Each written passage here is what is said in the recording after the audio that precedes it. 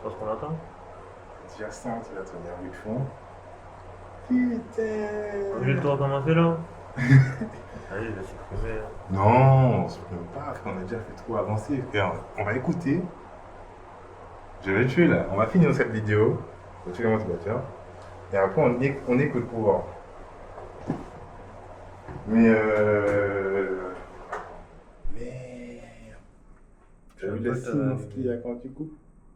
Depuis la première vidéo. C'est chaud, frère. Faudrait juste réussir à couper le bruit. Ha, ça, c'est le monteur, hein? Non, moi. Bon, allez, on continue, on va voir après. Hein.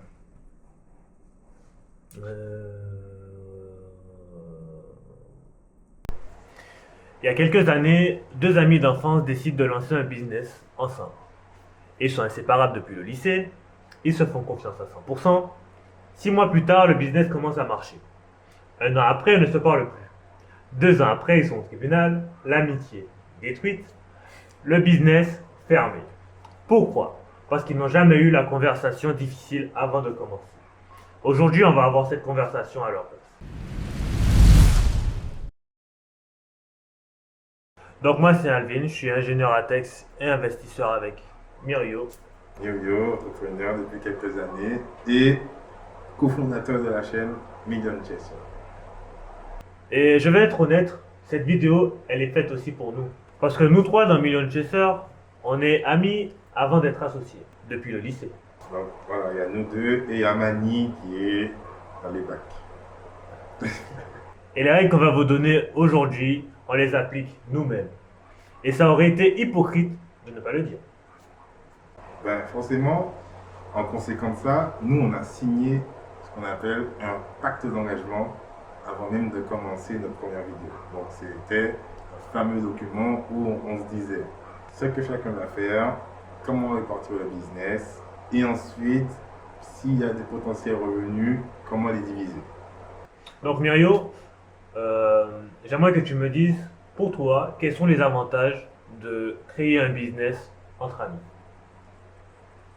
Ben moi je pense que premièrement, c'est pas un business. C'est-à-dire que lorsque tu crées un business avec tes potes, c'est plus comme un jeu, c'est plus comme un loisir que vous mettez en place et qui va vous apporter de l'argent. Donc, c'est vrai que dans un premier temps, ça part sur ça. Deuxième chose, ben, c'est plus simple de convaincre un ami d'investir dans un business qu'un inconnu. Bien sûr. Donc, il y a déjà ça. Donc, le côté, comme on a dit dans les précédentes vidéos, le côté love money. Bien sûr. Voilà. Et troisièmement, si on est amis, hein, forcément, c'est qu'on a, on va dire, des caractéristiques communes. Donc, on se dit, ben, vu que moi je suis un mec qui bosse pas mal, il est comme moi, on va quand même bien bosser, on va bien développer l'activité, on a des idées, nous sommes intelligents. Donc, c'est plus simple. Et surtout, si vous êtes de la même génération, ce sera plus pratique techniquement de mettre en place des choses. Il y a un point que je pense que tu as oublié qui est très très essentiel. Il y a aussi la confiance que chacun porte à chacun. Ça, par contre, ça c'est primordial et je ne sais même pas pourquoi j'ai pas pensé à dire ça en premier, mais effectivement, il y a la confiance. Quoi. Maintenant, nous allons voir quelles sont les 5 dynamiques qui peuvent être destructrices dans un business entre amis. Ben, déjà, premièrement, moi ce qui vient tout de suite en tête, c'est l'engagement.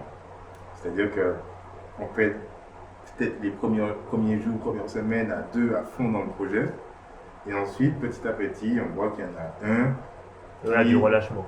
voilà, qui se relâche et l'autre qui bosse beaucoup plus, tu vois. Parce qu'il faut, on va dire, compenser le relâchement de l'autre. Donc, on a un qui est beaucoup plus impliqué et qui commence à se dire que, en fait, finalement, c'est moi qui fais tout dans le business. Donc, forcément, l'ami ou les amis qui sont à côté n'ont pas une utilité comme prévu, quoi. Tu vois, comme c'est ce qui a été décidé au départ. C'est pour ça que c'est important aussi que les tâches soient bien réparties et que chacun connaisse son rôle. Faut pas que un ait une tâche plus importante que l'autre, ce qui fait que l'autre Ouais. pensera qu'il soit plus ou moins utile que l'autre. Ce qui est quand même problématique parce que si les tâches sont interconnectées, s'il y a un qui ne fait pas le taf, il n'y a rien qui avance. Bien sûr, mais Le but de faire un business entre amis, c'est que l'un supporte l'autre. Donc seulement la deuxième dynamique, ce serait la confusion des rôles.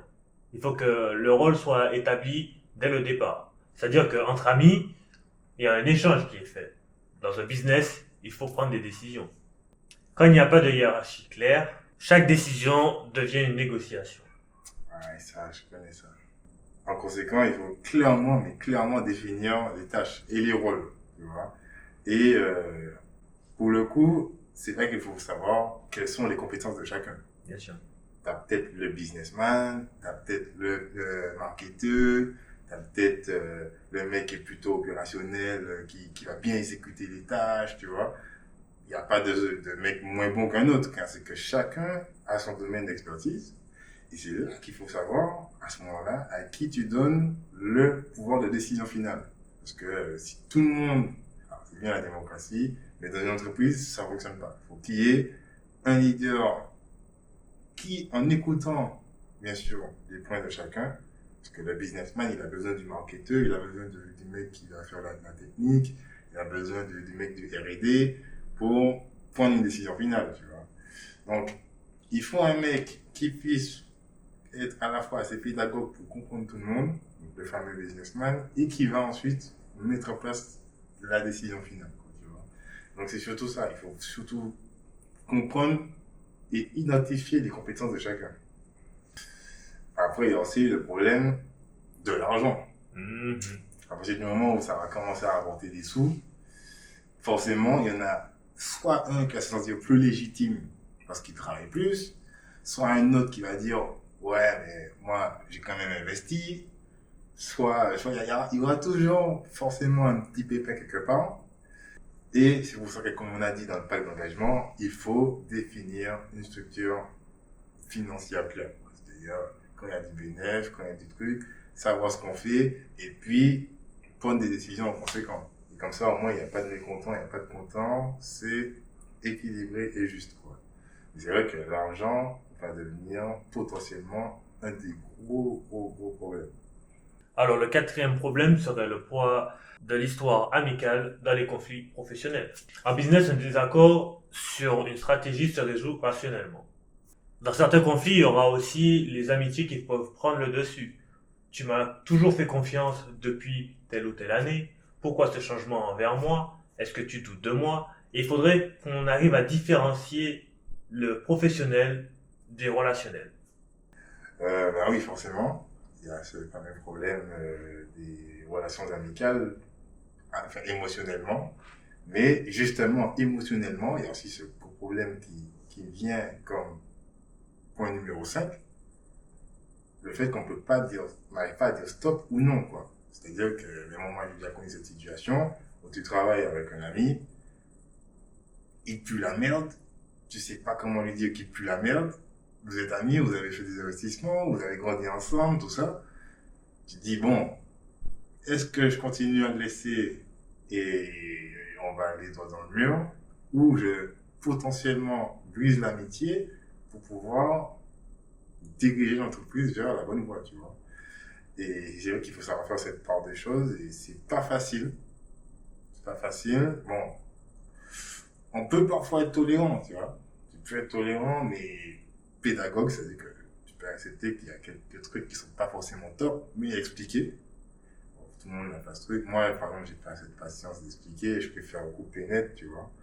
C'est pas forcément la meilleure solution, hein. Justement, j'aimerais qu'on arrive sur ce point. Est-ce que toi, Myrio, tu as eu, dans tes débuts ou jusqu'à maintenant, eu à faire face à l'une de ces cinq dynamiques? Bah ouais, ouais. Je pense même que j'ai dû avoir les 5 dynamiques. Et comment tu as su gérer tout ça? Bah, comme je t'ai dit, moi, euh, comment je gère ce genre de problème, c'est que je suis assez factuel. J'ai pas beaucoup d'attaches relationnelles ni émotionnelles. Donc, peut-être que je suis pas normal, mais au moins, ça me permet de bien développer mes activités, tu vois.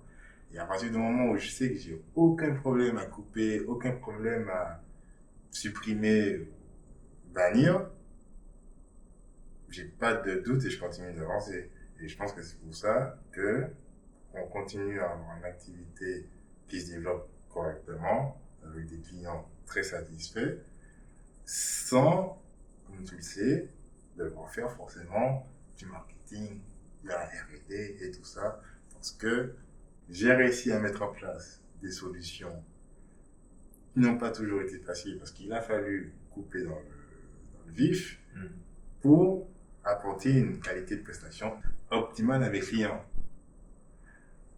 Donc, je ne pense pas que mon cas soit une généralité, parce que chaque personne a sa façon de fonctionner. Hein. Il y a des gens qui ont une relation plus émotionnelle avec le business, il y a d'autres personnes qui sont encore plus factuelles que moi, il y a d'autres gens qui vont faire un mix des deux, tu vois. Mais, pour ma part, j'ai toujours traité chaque cas de façon fonctionnelle Donc, et factuelle. j'ai l'impression que en fait, la partie émotionnelle prend beaucoup le dessus sur certaines décisions. Donc, il faudrait donner, je pense, aux jeunes qui nous regardent certains tips. Comment gérer tout ce qui est l'émotionnel dans le business et le relationnel. Mais je vous invite à voir notre précédente vidéo parce qu'on en a parlé dans une vidéo sur tout ce qui est relationnel, gestion de la famille. Est-ce qu'on doit couper les ponts ou non et comment gérer les relations en fait dans le business. Ben, on mettra la vidéo soit en description ou en info quelque part. Alors avant de se lancer dans un business entre amis, il y aura différents signaux qu'on devra bien sûr analyser et comprendre pour savoir si c'est une bonne chose ou non de s'associer avec ou pas son ami.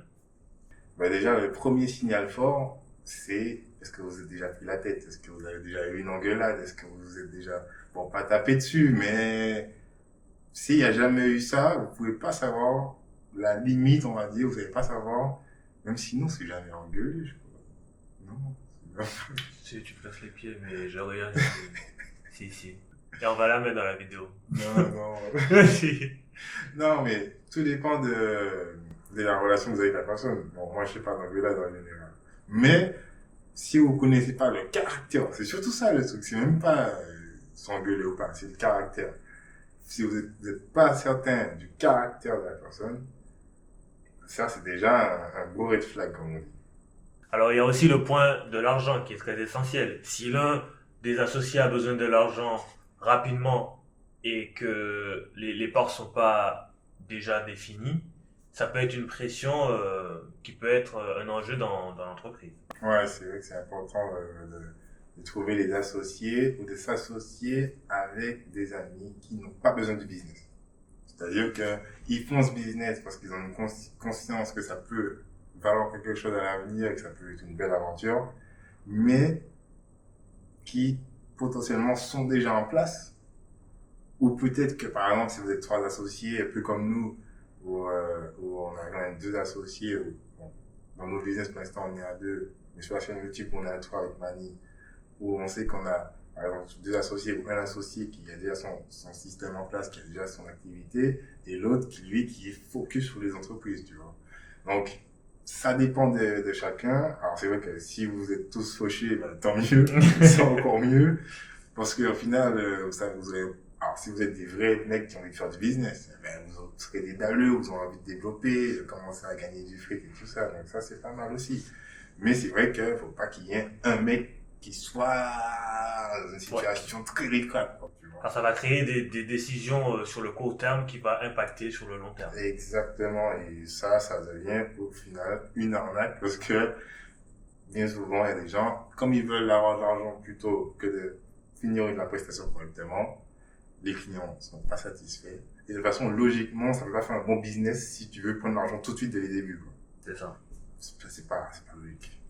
Après, il y a aussi la fameuse gestion du stress, de la pression et tout ça. Donc après, comment voir si ton ami avec qui tu vas le faire, aussi même toi-même, si tu es un gars un gars ou une meuf associable, bah, il faut voir comment tu gères ton stress au quotidien, la pression au quotidien, les délais, je sais pas.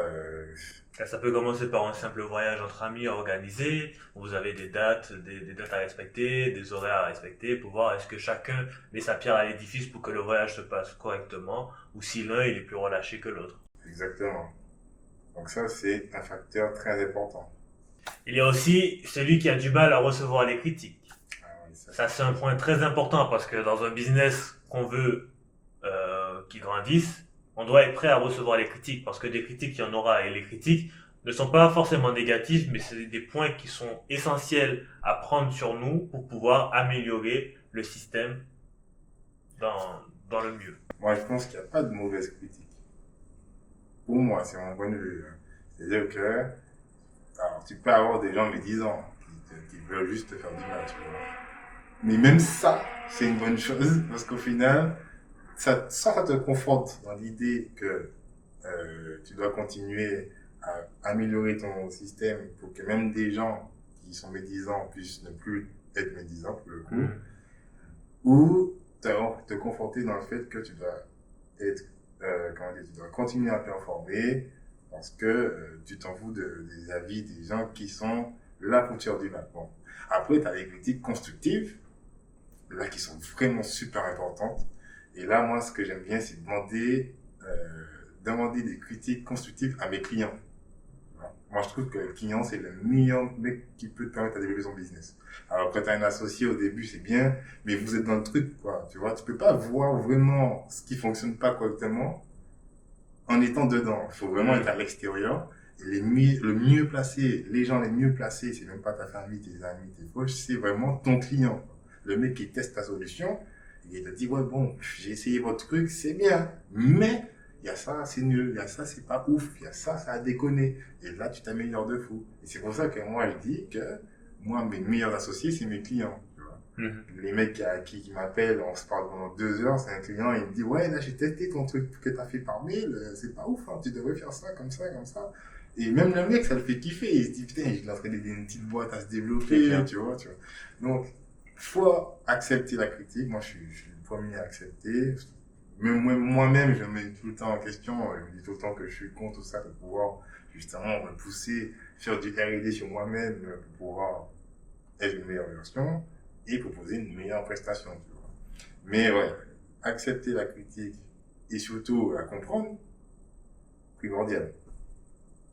Et le dernier point, que serait-il? Et le dernier point, ce serait que vous n'ayez pas la même valeur à l'argent. Par exemple, moi, si je prends mon exemple, si je veux l'argent, je m'en fous parce que je sais que ce que je veux, c'est pas de l'argent. Ce que je veux, c'est bien vivre le peu de temps que j'ai sur terre. Donc, ce qui est important pour moi, c'est mon temps sur terre. Tu vois? Et c'est pour ça que je suis beaucoup plus énervé de perdre du temps que de perdre de l'argent. Tu vois? Donc, si alors je pense pas, alors je sais pas si tu es obligé d'avoir forcément la même mentalité que le mec avec qui tu veux t'associer par rapport à l'argent, tu vois. Mais je pense que les bases doivent être posées dès le départ. Voilà, exactement.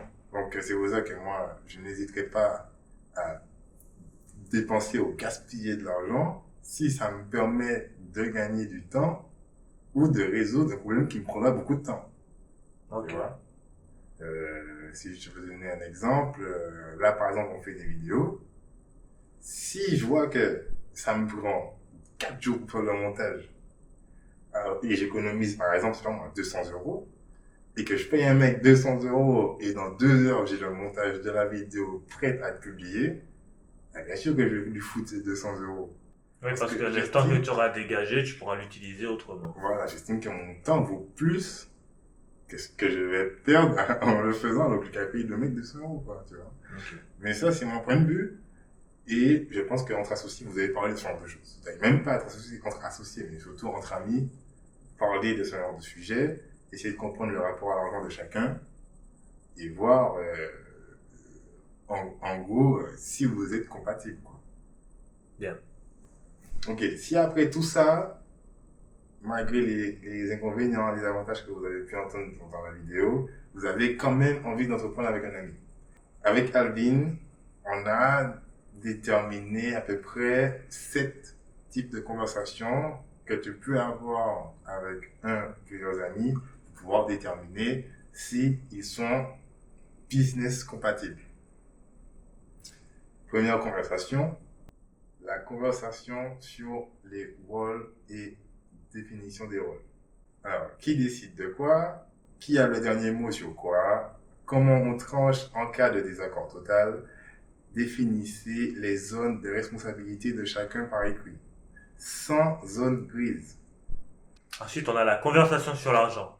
Comment on se paie? Quand? Combien? Quand on réinvestit? Qu'est-ce qui se passe si l'un a une urgence financière personnelle? Soyez aussi précis que possible. Ensuite, la fameuse conversation sur le temps. Combien d'heures par semaine chacun s'engage à mettre dans le projet? Comment on mesure ce temps?